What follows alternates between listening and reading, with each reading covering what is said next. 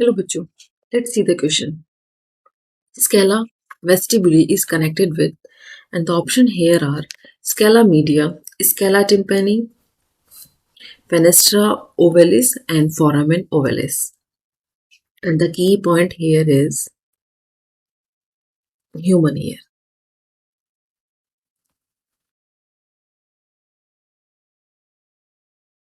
In this question, we are talking about human ear, and scala vestibuli is present in the inner part of the human ear.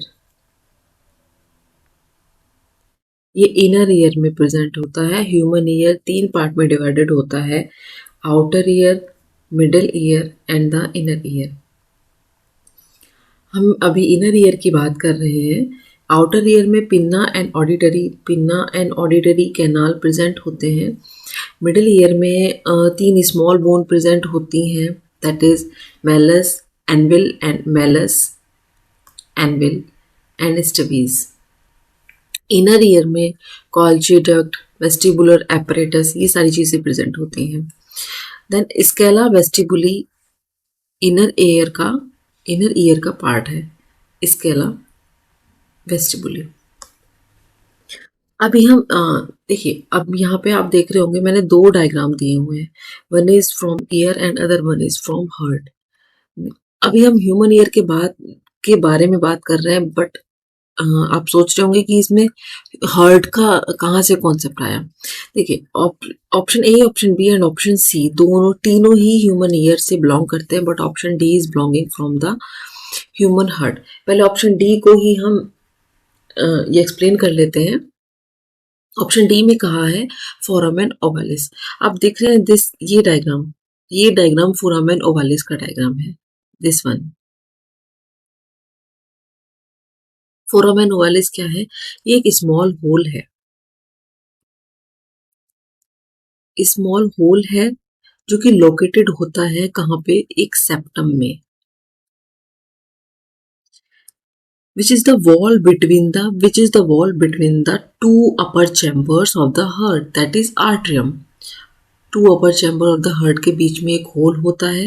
उनके बीच में, उनकी दोनों wall के बीच में एक छोटा सा गैप होता है. जब तक बेबी का बॉर्न नहीं होता है, बच्चे जन्म नहीं लेते हैं, तब तक ये बच्चों की बॉडी में बना हुआ रहता है. आफ्टर दैट क्या होता है, जब बच्चे का जन्म हो जाता है तो ऑलमोस्ट 6 महीने बाद ये बेबी की बॉडी से बंद हो जाता है. क्यों बंद हो जाता है? क्योंकि जो टिश्यू होते हैं हार्ट के या हमारी बॉडी के, वो ग्रो करने लगते हैं together and close the hole को ये बंद कर देते हैं. एक्चुअली ये होता क्या है, ये काम क्या करता है?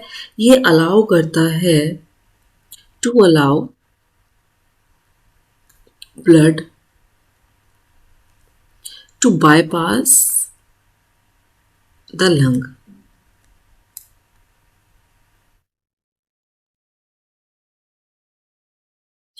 It does not use its lung to get blood rich in oxygen.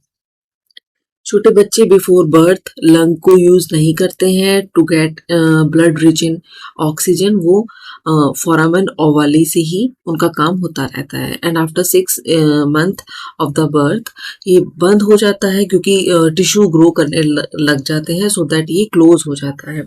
अब बाकी ऑप्शन के बारे में बात कर लेते हैं. बाकी ऑप्शन को एक ही एक्सप्लेनेशन में समझ लेते हैं, क्योंकि ये एक ही लाइन से बिलोंग करते हैं. एक ही एक्सप्लेनेशन में तीनों की बातें हो जाएंगी.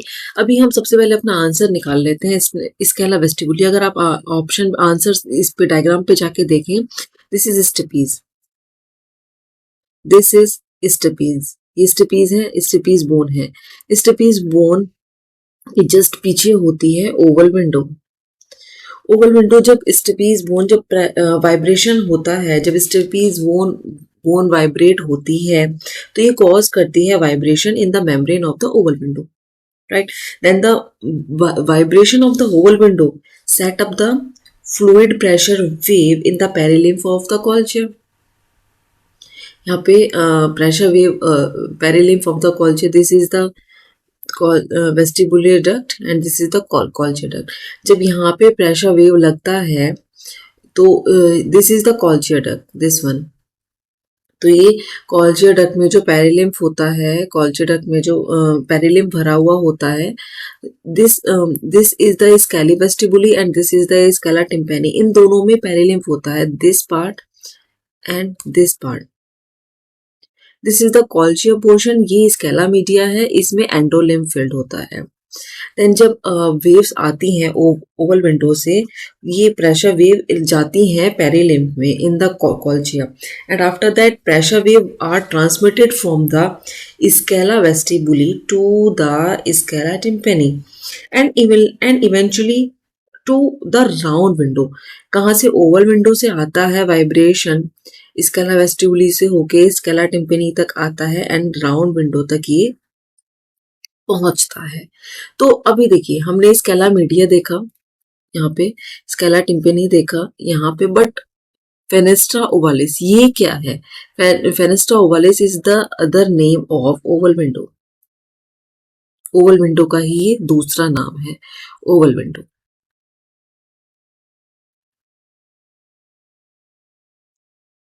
Just a minute, oval window. Then अभी हमारा क्वेश्चन क्या था? स्केला वेस्टिबुली, स्केला वेस्टिबुली यहाँ है, ओवल विंडो यहाँ है। ये किससे कनेक्ट करता है? ये कनेक्ट करता है ओवल विंडो से। Then our correct option is Fenestra ovalis. Hope you understand it well. Thank you. Best of luck.